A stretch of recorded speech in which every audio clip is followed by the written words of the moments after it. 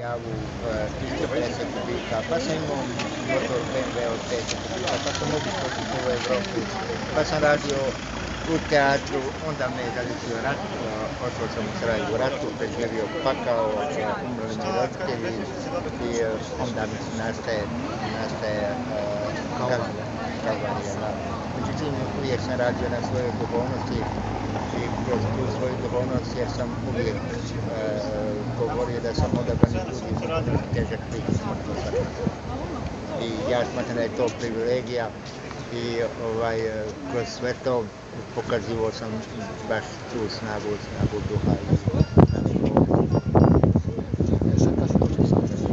Koje su prve natječke? Pa sve što postoje, dakle nemaš ništa, nepoznat grad. Dokumenti su prva prepreka bila? Da, jer imao sam i putovnicu i domovnicu. Dakle, imao sam to, ali nemaš osobne. Bez osobne ne možeš ostvariti. Nemaš prebivališta. I onda je ta borba trajala. I 3,5 godine sam bio, dakle, bez ikakvih prava.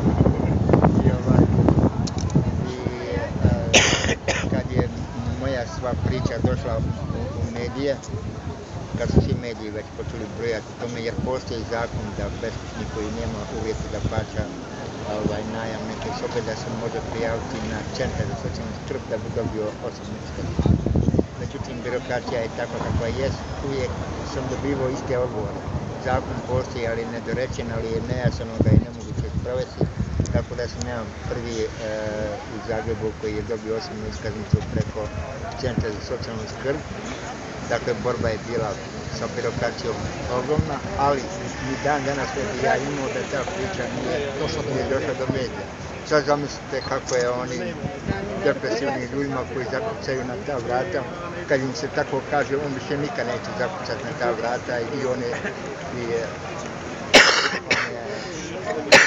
odbačen za sva vremena. A malo me dalje zanima, vidim da ste uključeni vrlo aktivni u pomoć beskućnicima.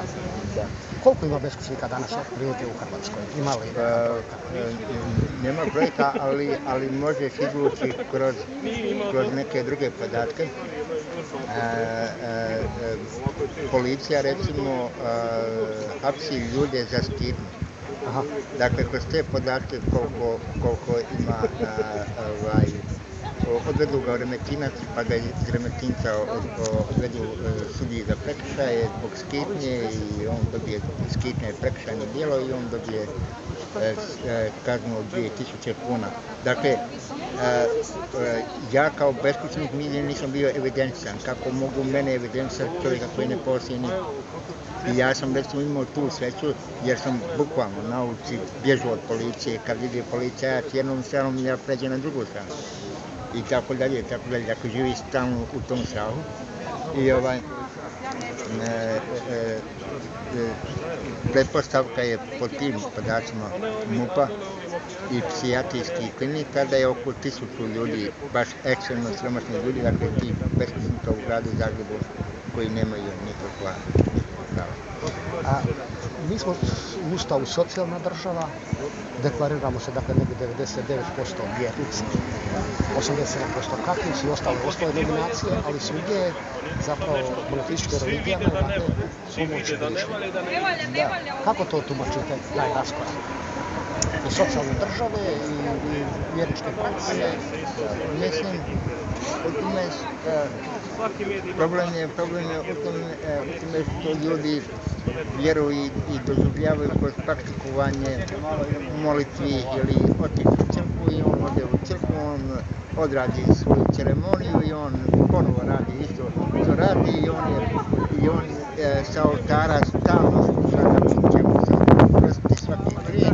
Onda baš ga briga, napravit će milion grijehova, otiće svećeniku, da će pokajat će se, ovaj će ga osloboditi i završena priča. I to vjernici, to su supertivni ljudi, križeva imamo na svakih 100 metara, crkava nikad više, nemorala nikad više, lopovluka nikad više, laži nikad više. U tome je stvar što ljudi vjeru ne žive, već je praktikuju samo kao ceremoniju. U tome je stvar. I gdje ste sada? Sad imam jednu malu sobicu, moj susjed je Milanović, da, u Krajiškoj, da, tako da, a i živio sam u Ruševini u onome DTR-u, isto u Krajiškoj. Tako da sam od Ruševine do ove moje sobice, do mog susjeda, eto, tako sam pozdravim, vidim ja Milanovića, ja mu manem, ne mrzim ga ja ne mrzim nijednog, ja se i ne obraćam ovdje političari, mene političari i meni. Vidjeli ste sve ove parole, što sam i ovaj moj letar, ne postoji nijedna ružna riječ, jer samo i tako može pobijediti, jer nadam se da će im kad nekada doći.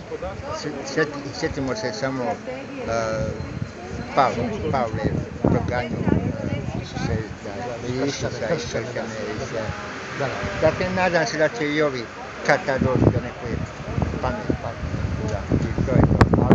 Ali ono što treba napomenuti, Hrvatska već 20 godina se filuje sa pričom desni i lijevi, partizani, ustaše, ovo ćirilica, latinica, to su gluposti za kojima filuju ljude. U tome je stvar. A bježe od stvarnog stanja socijalno. Ne postoji lijevica i desnica, već postoji jedna političko-tajkunska oligarhija koja vlada ovom državom.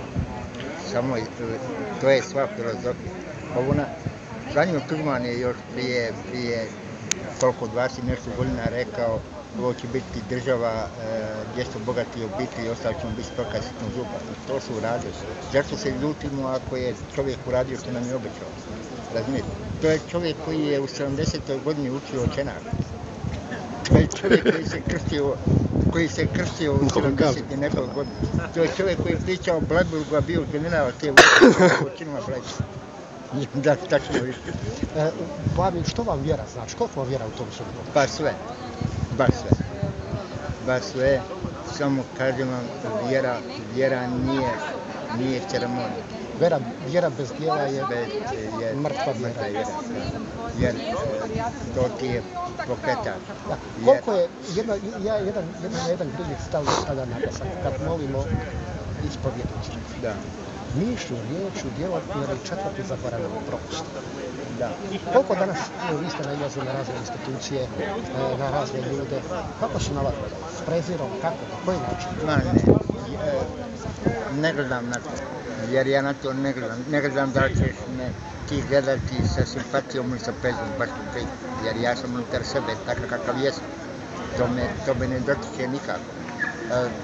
Međutim, ono što je interesantno i unutar crkve, se mnogo vodi računa o crkvi na onim stvarima. Razumijete, vi imate svećenika na oltaru stavi sat i njemu će misa trajati 45 minuta i gotovo.